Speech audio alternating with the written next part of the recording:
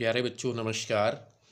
आइए आज की इस वीडियो में हम क्लास 7th मैथ्स की एक्सरसाइज 1.1 का तीसरा और चौथा प्रश्न जो है वो सोल्व करने जा रहे हैं।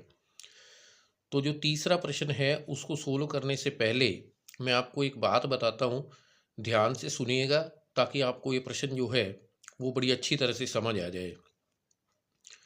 तो प्यारे बच्चों, एक बार की बात है कि एक स्कूल में किसी क्विज कंपटीशन का आयोजन किया गया और क्विज कंपटीशन में ये नियम बताए गए कि इस क्विज कंपटीशन में 3 राउंड होंगे टोटल। पहला होगा जीके राउंड, दूसरा होगा मैथ्स राउंड और तीसरा होगा इंग्लिश राउंड। यानी कि पहले राउंड में जीके के क्वेश्चन पूछे जाएंगे, दूसरे राउंड में मैथ्स के और तीसरे राउंड में इंग्लिश के क्वेश्चन पूछे जाएंगे, ये बता दिया गया। और साथ में एक बात और बताई गई सभी पार्टिसिपेंट्स को कि जो भी प्रश्न पूछे जाएंगे अगर आपने उसका ठीक आंसर दिया तो आपको 10 मार्क्स मिलेंगे। एक ठीक आंसर देने के कितने मार्क्स मिलेंगे? 10। और अगर आपने वो गलत जवाब दे दिया तो फिर 10 नंबर आपके काट लिए जाएंगे। ठीक है। और अगर आपको प्रश्न नहीं आता और आपने कोई जवाब नहीं दिया तो फिर आपको कोई मार्क्स नहीं मिलेंगे। राइट।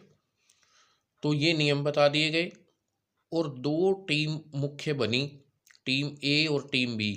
टीम ए में जितने भी पार्टिसिपेंट्स थे 4 या 5 वो आप मान सकते हैं, और इसी तरह टीम बी में। तो जब रिजल्ट आया तो जो टीम ए थी उसके फर्स्ट राउंड में आए -40। यानी कि ये मान के चलिए कि पहले राउंड में 4 क्वेश्चन पूछे गए और टीम ए ने चारों के गलत जवाब दिए। तो 10-10 चारों क्वेश्चन के लिए कट गए, तो टोटल मार्क्स कितने बन गए? -40। फिर जब दूसरा राउंड शुरू हुआ मैथ्स राउंड, उसमें भी मान लिया जाए 4 क्वेश्चन उस टीम से पूछे गए तो उन्होंने सिर्फ एक क्वेश्चन का ठीक जवाब दिया, इसलिए उनके दूसरे राउंड में 10 मार्क्स बने।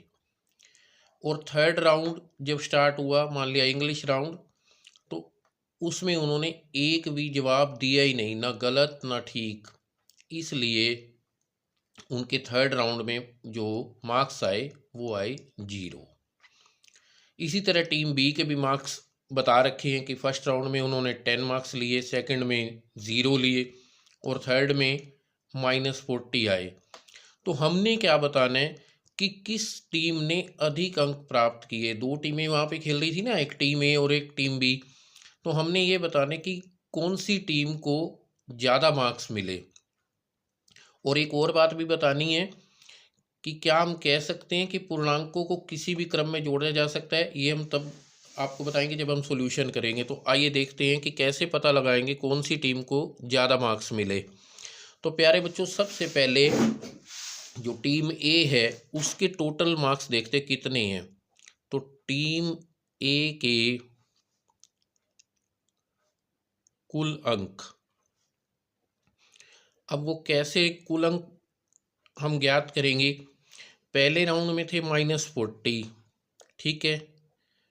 फिर दूसरे राउंड में थे इनके +10 और तीसरे राउंड में थे 0। आप देखिए जब इनको टोटल करेंगे तो कितना बनेगा? -30 टोटल बनेगा। ठीक है। इसी तरह टीम बी के कुल अंक, अब इनके भी फर्स्ट सेकंड और थर्ड राउंड के जो टोटल मार्क्स हैं वो ऐड कर लेंगे। तो टीम बी के फर्स्ट राउंड में थे 10 मार्क्स, सेकंड राउंड में इनके थे 0 मार्क्स और थर्ड राउंड में इनके कितने आए थे? -40। तो इनके भी जब हम टोटल करेंगे प्यारे बच्चों तो वो आएगा -30। राइट। तो यहाँ से हमने देखा कि टीम ए और बी दोनों के इक्वल मार्क्स से -30 हैं। तो हम कह सकते हैं कि इसलिए दोनों टीमों ने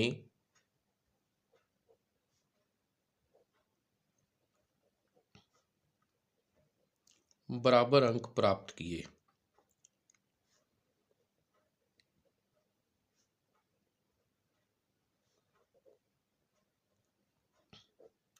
ठीक है। अब इन्होंने कहा कि क्या हम कह सकते हैं कि पूर्णांकों को किसी भी क्रम में जोड़ा जा सकता है। तो आप ये देखिए, अगर हम इनको 10 को पहले लिख दें, -40 को बाद में लिख दें, तो कोई फर्क नहीं पड़ेगा, टोटल -30 ही आएगा। इसी तरह इनको भी आप -40 पहले लिख दें या कहीं भी लिख दें, तो जो टोटल बनेगा वो -30 ही बनेगा, उसमें कोई फर्क नहीं पड़ेगा कि अगर हम आगे पीछे इन पूर्णांकों को लिख देते हैं। तो यहाँ हम लिख सकते हैं कि हाँ, पूर्णांकों को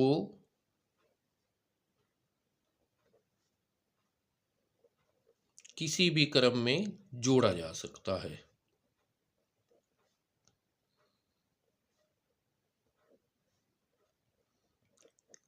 जोड़ा जा सकता है। आशा करता हूँ कि ये प्रश्न आपको अच्छी तरह से समझ आ गया होगा, और अगर आपको समझ आ गया तो एक बार कमेंट बॉक्स में लिखिए कि समझ आ गया, और अगर किसी भी प्रकार की आपको शंका है, डाउट है, तो आप कमेंट में कमेंट करके पूछ भी सकते हैं। आइए अब देखते हैं क्वेश्चन नंबर 4, इसी एक्सरसाइज का जो है क्वेश्चन नंबर 4। यहाँ पर आपको डिफरेंट मैथमेटिकल स्टेटमेंट्स दी हैं, कुछ कथन दिए गए हैं, और ये कहते हैं कि इन कथनों को सत्य ट्रू बनाने के लिए जो ये खाली जगह है यहाँ पे कुछ अंक भरिए आप। अब पहले स्टेटमेंट में इन्होंने लेफ्ट हैंड और राइट हैंड दो साइड आपको दिखाई दे रही हैं। लेफ्ट हैंड में यानी कि इधर बाईं तरफ दो संख्याएं हैं, एक -5 और एक -8, और इन दोनों को जोड़ा हुआ है। राइट हैंड में एक संख्या नजर आ रही है। अब दूसरी यहाँ क्या लिखें कि ये दोनों बराबर हो जाए लेफ्ट और राइट में। तो आपको पता है कि यहाँ पे -5 अगर आ जाए तो ये दोनों बराबर हो जाएंगी, ठीक है ना। तो इसका जब हम सॉल्यूशन करेंगे, कई बच्चे यहीं का यहीं भर देते हैं, तो यहाँ मत भरिएगा क्योंकि ये तो स्टेटमेंट है। तो आंसर में -5 और -8, ये लेफ्ट हैंड में 2 नंबर है, राइट हैंड में आपको एक ही दिखाई दे रहा है। और अगर इनको इक्वल बनाना है तो प्यारे बच्चों आपको पता है कि -5 यहाँ पे हमें लिखना पड़ेगा, तब ये दोनों इक्वल होंगे। इसी तरह जो दूसरी स्टेटमेंट है, अब यहाँ इन्होंने कहा कि -53, इसमें हम क्या जोड़ें कि टोटल जो है इन दोनों का -53 ही रहे। तो बड़ा आसान है कि इसमें आप 0 जोड़ दीजिएगा, टोटल वही का वही -53 ही रहेगा, है ना आसान। इसी तरह थर्ड क्वेश्चन में यहाँ पे आप ये लिखा हुआ है कि 17 में क्या जोड़ें कि 0 हो जाए, ठीक है ना। +17 यानी कि -17 दिया हुआ है।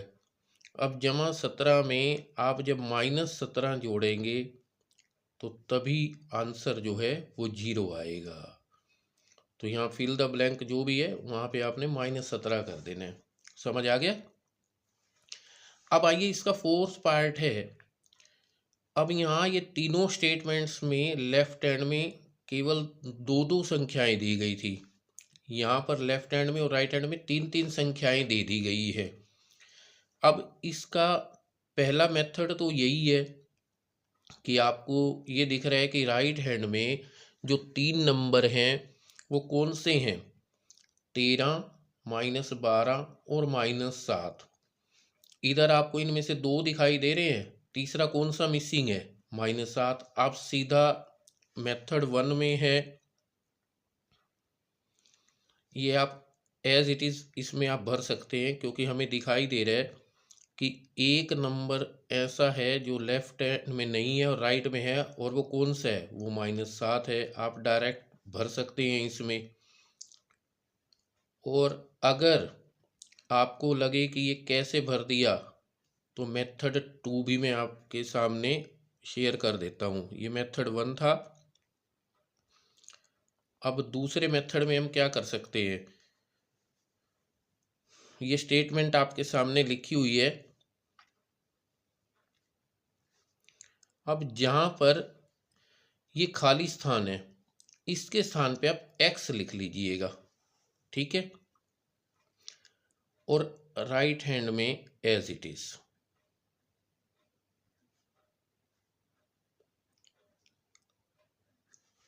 अब इसको सोल्व कैसे करेंगे, छोटी सी बात का ध्यान रखना है। आपको पता है कि यहाँ दो टाइप्स की ब्रैकेट लगी हुई हैं, एक ये बड़ी और एक छोटी। तो पहले आपने छोटी ब्रैकेट को ओपन करना है, उसके बाद बड़ी ब्रैकेट को ओपन करना है। तो बड़ी ब्रैकेट एज इट इज। अब जब आप इसको सोल्व करेंगे, छोटी ब्रैकेट को आप खोलना चाहेंगे तो छोटी ब्रैकेट के बाहर प्लस का साइन है, अंदर माइनस का है। ब्रैकेट खुलते ही जब ये दोनों आपस में मिलेंगे तो वो प्लस माइनस माइनस हो जाता है।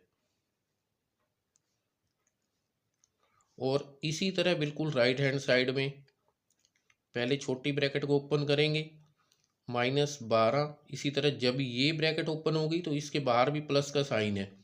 इस ब्रैकेट के बाहर यहाँ कोई साइन नहीं था इसलिए ये -12 ही हुआ, इस पर कोई असर नहीं है। परंतु जब ये ब्रैकेट ओपन होगी तो ये दोनों साइन आपस में मिलेंगे तो ये बन जाएगा -7, राइट। अब 13 -12 आपको पता है कि 1 होता है, और इधर 13 और -12 -7। अगर आपको इसको सोल्व करने में दिक्कत है तो चैनल पर इससे रिलेटेड शॉर्ट्स अवेलेबल है, वहाँ पे आप समझ सकते हैं कि -12 और -7 कितना होता है। तो वो प्यारे बच्चों होता है -19, राइट। तो इधर लेफ्ट हैंड में बन गया 1 + x, और इधर अब जब फिर पहले ब्रैकेट को ओपन करेंगे तो ये प्लस और माइनस दोनों साइन आपस में मिलेंगे तो ये माइनस बन जाएगा, ठीक है। समझ आ रहा है ना? एक बार कमेंट बॉक्स में लिखते चले जाइएगा कि सर समझ आ रहा है। 13 - 19, यहाँ बचेगा -6। दोबारा से फिर बता रहा हूँ कि अगर इसमें इस प्रकार के पूर्णांकों को आपको जोड़ घटा करने में कोई परेशानी हो रही हो तो चैनल पर इससे रिलेटेड शॉर्ट्स अवेलेबल है, वहाँ पे आप जाकर देख सकते हैं और अच्छी प्रकार से आपको समझ आ जाएगा। अब इनको x की वैल्यू निकालने के लिए इस एक को हम राइट हैंड में ट्रांसपोज कर देते हैं, सॉरी। तो x यही लेफ्ट हैंड में हमने रख लिया, राइट हैंड में -6 पहले से ही था। ये एक जब लेफ्ट हैंड में था तो x के साथ प्लस हो रहा था, इधर आते ही ये क्या हो जाएगा, माइनस। तो x की वैल्यू यहाँ से हमने कितनी ज्ञात कर ली, -7।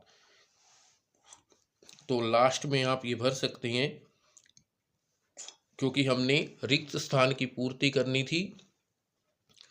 तो ये जो गणितीय कथन मैथमेटिकल स्टेटमेंट हमें दी थी कि इसमें खाली स्थान भरिए, और यहाँ हमने ये सोल्व करके पता लगा लिया कि खाली स्थान में -7 भरा जाना चाहिए सेकंड मेथड में। फर्स्ट मेथड में आप एज इट इज़ भर सकते हैं, परंतु अगर आपको लगे कि ये कैसे आया तो आप इस तरह सोल्व भी करके दिखा सकते हैं। दोनों मेथड मैंने आपको समझा दिए, आपको जो बेटर लगे, अच्छा लगे, वही मेथड से आप अपने क्वेश्चन को सोल्व कर सकते हैं। आशा करता हूँ कि आज की वीडियो में ये जो 2 क्वेश्चन आपको समझाए गए हैं वो अच्छी तरह से समझ आ गए होंगे। अगर इनसे संबंधित कोई भी आपकी शंका है, डाउट है, तो आप कमेंट करके मुझसे पूछ सकते हैं। आपकी शंका का 100% समाधान होगा। और इसी प्रकार की अन्य वीडियोस को देखने के लिए चैनल को सब्सक्राइब जरूर कर लीजिएगा, बेल आइकन भी दबा दीजिएगा ताकि आपको आने वाली वीडियो का नोटिफिकेशन मिलता रहे, और इसको अपने दोस्तों के साथ शेयर भी ज़रूर कीजिएगा। वीडियो को पूरा देखने के लिए आपका बहुत बहुत धन्यवाद।